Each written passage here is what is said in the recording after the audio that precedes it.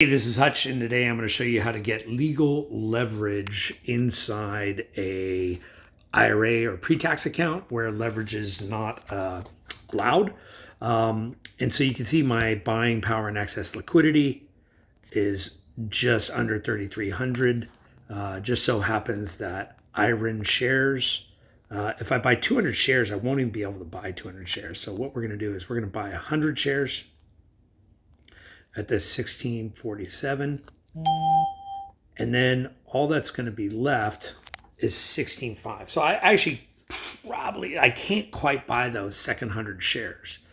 However, if I go to the option chain, I can do something called, I'm going to go to March 20th of 2026. And because people that have to fund their IRA usually do it in March or April anyway, and there is a risk of assigning to actually buy the shares, or if the calls print and you want to call back the shares at these prices, you can do this. So a true synthetic stock position, and that's we're kind of going for that. We want the exposure like actual stock. You would sell a put 16 and you would buy a call at 16. And it's not exactly right, but essentially you're collecting almost $400, and then you're paying a little more than $400 because this is in the money, this is a little out of the money.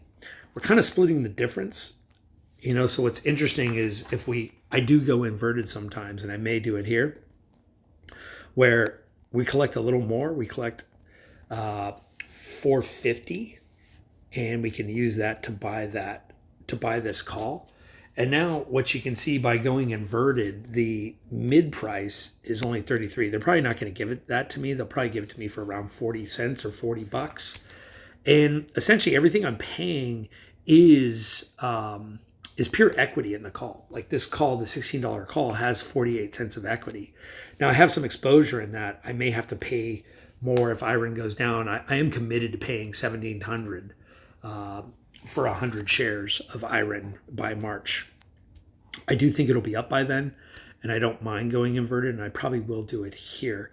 Now, the only problem with doing this is I don't have 1,700 buying power, and the broker's going to take the full exposure, 1,700, plus the 33 cents extra I have to pay for that call, and I just don't have the money. So one thing I can do is I can buy a little hedge put down here.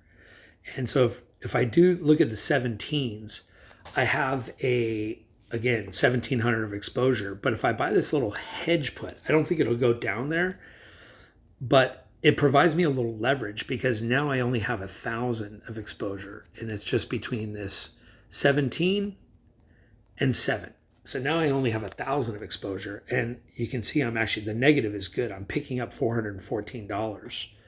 But what I'm going to do is I'm going to spend it on this. So now I have to pay, looks like $73, and not all of that is equity, right? Because the price is $16.45. So I'm paying $73 out of pocket. But they're only taking 1,000.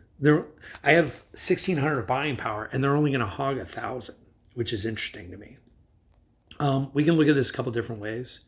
So I can do the 16s if I don't want to go inverted. I can go up here. So in this case, they're going to hog 800 of buying power. So the difference between 16 and 8 is 800.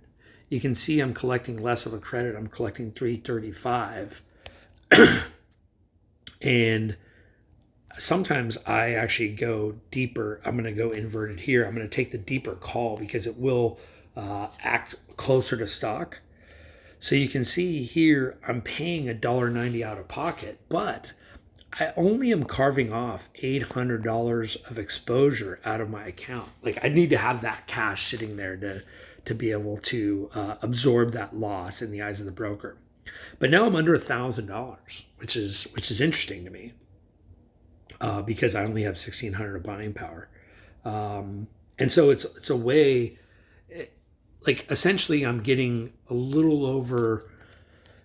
I'm getting like 1.6x leverage, right? I'm controlling a position. I'm actually controlling it from 15.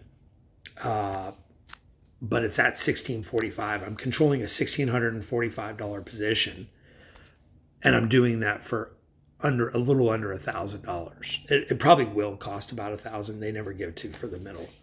So that is actually how you get legal leverage. Let's just see. I don't know if I want to go up here. That seems a little silly. 9. Let's just see if I go inverted. It actually does bring my cost down to like close to the equity. I actually may do that.